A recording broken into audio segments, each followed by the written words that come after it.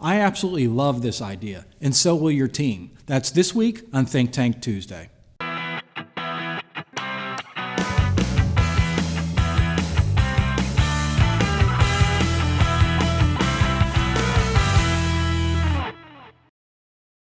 Hi, I'm Paul Potratz, and welcome to this week's Think Tank Tuesday. So I'm telling you, I absolutely love this idea. But the problem is, most dealerships, if not just the majority of dealerships, are not doing it. That we just don't think it's needed. In fact, most businesses are not doing it. But the highly successful businesses are. Companies like Starbucks and Zappos and Amazon, and the list goes on. What am I talking about? Well, I'm talking about a strategy, something that you can put in place that will reduce the turnover, your employee turnover, so your people will stay motivated and stay working with you much longer. It will also increase the morale. It will also, you know those meetings that you have that's like, hey, you got a minute? I mean, think about it. When's the last time that somebody came to your door or came to your desk and said, hey, you got a minute? And they're asking you those questions and you're like, oh my gosh, how many times do I have to answer these things over and over? It will also increase the confidence of the individuals so they're able to make the decision. Hence, that's why those got a minute meetings will go away. So what am I talking about? It's not a shiny nickel and it's not really anything new. Well, there's some concepts to it that's new. But what am I really talking about? I'm talking about an organizational chart. Does your dealership have an organizational chart?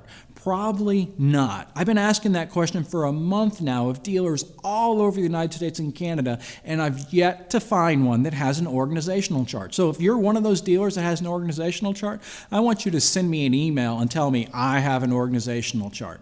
So let me give you some simple practices, some simple steps of how you're going to build an organizational chart.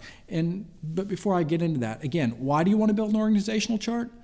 Because when people come to work, they need to know exactly what are they responsible for, what are they supposed to be doing, how are they supposed to be doing it. They need total clarity in what they're supposed to be doing. What they also need is they need to see how they can move up the ladder. In other words, how can they progress in their position? They need to see light at the end of the tunnel. That's why you need an organizational chart. So now, let's talk about some practical steps to start building one.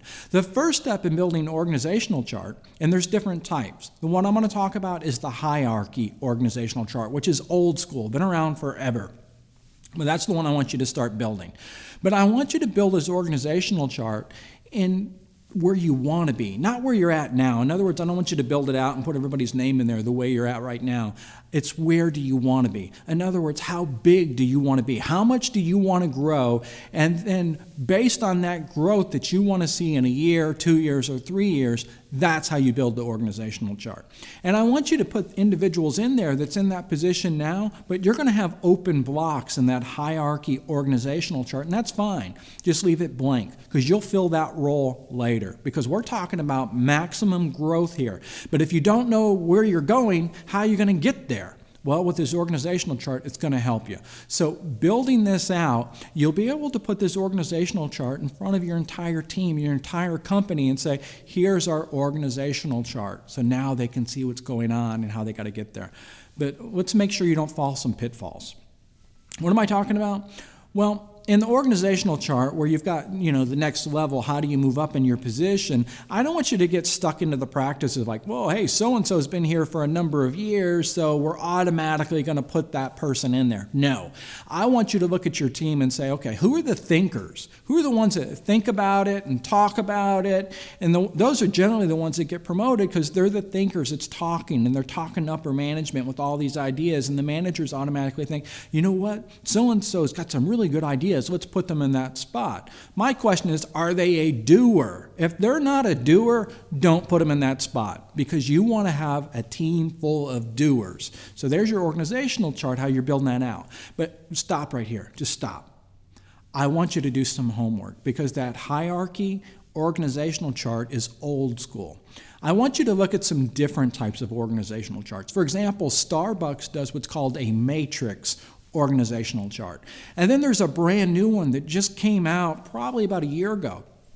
And it's called the 21st Century Organizational Chart. And we're going to put a screen grab right up here so you can see it because it's based on a molecule.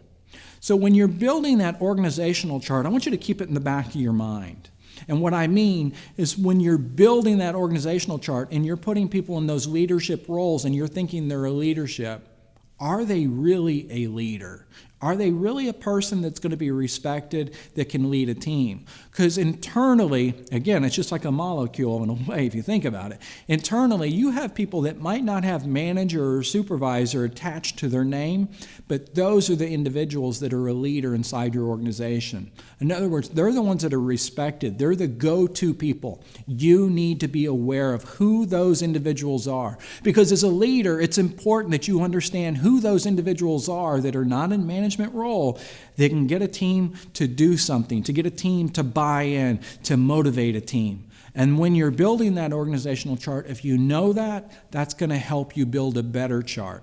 You also have individuals inside your dealership that are leaders inside the community. In other words, their community, the neighborhood that they live in, the church they go to, the hockey team, the soccer team, the football team that their children are on, that they're respected individuals. Because those individuals can bring more traffic into the dealership. In other words, more vehicles being sold and more service being sold. So think about that when you're building your organizational chart.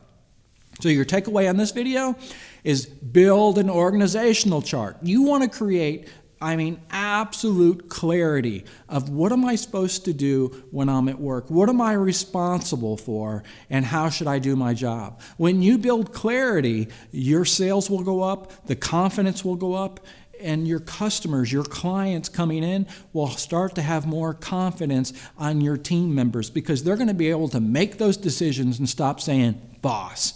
You got a minute? That's this week's tip, and I'll see you next week.